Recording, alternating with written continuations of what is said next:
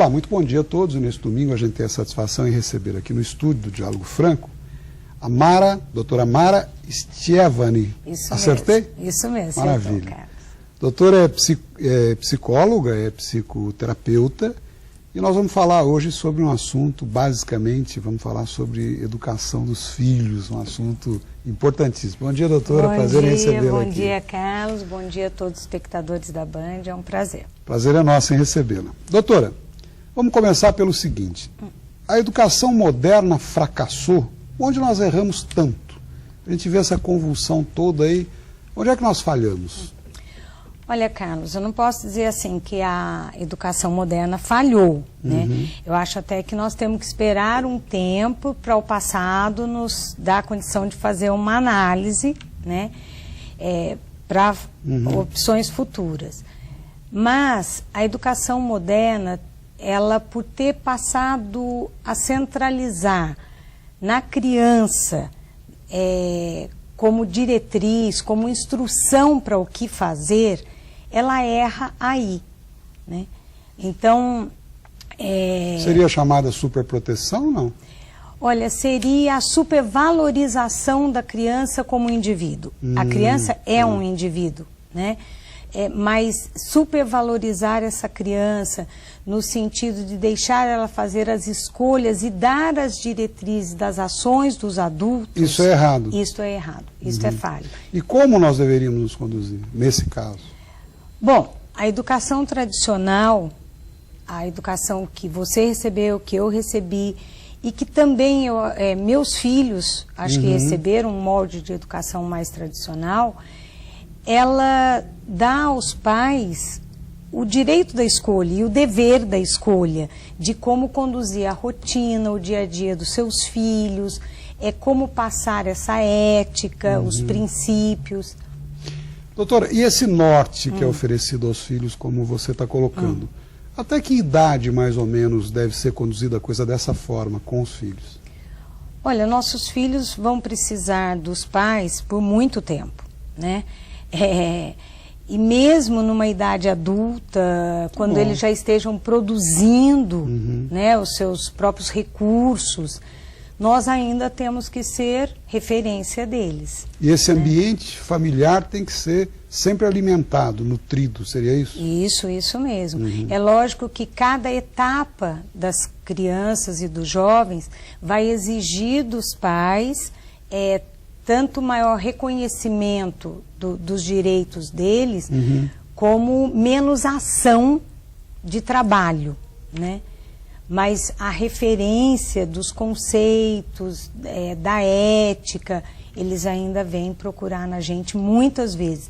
Principalmente porque estão num mundo onde as mudanças são muito rápidas. A próprio nome modernidade nos coloca isso, né? Seria mais ou menos como uma parceria entre pais e filhos, surgindo aí essa união que possa acrescentar sempre a eles alguma coisa da experiência que os pais já têm, não?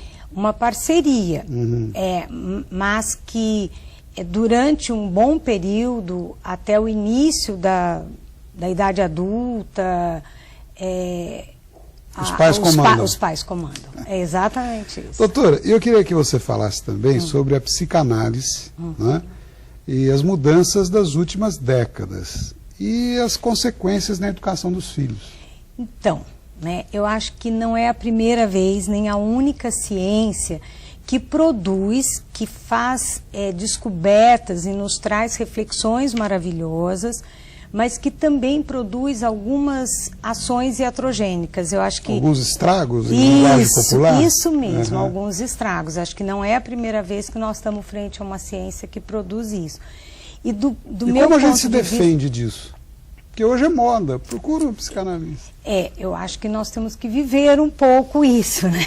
E saber que o que nós aprendemos e que deu certo na nossa vida não é para jogar fora. Né?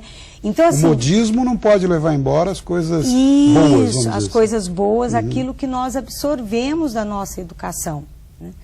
Então, e também tem uma coisa, Carlos, a partir do momento que você entrega a outra instância o saber, o conhecimento, você perde a sua referência. E o que você quer dizer com isso? Vamos deixar mais claro para o nosso telespectador. É que assim, eu acho que muitos pais, com o advento da psicanálise, com a força da psicologia, que começou a fazer uma leitura super importante do ser humano, né?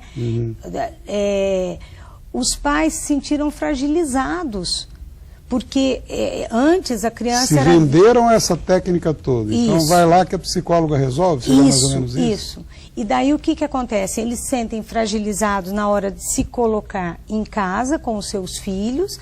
Os filhos respondem a essa fragilidade aumentando o seu poder, né?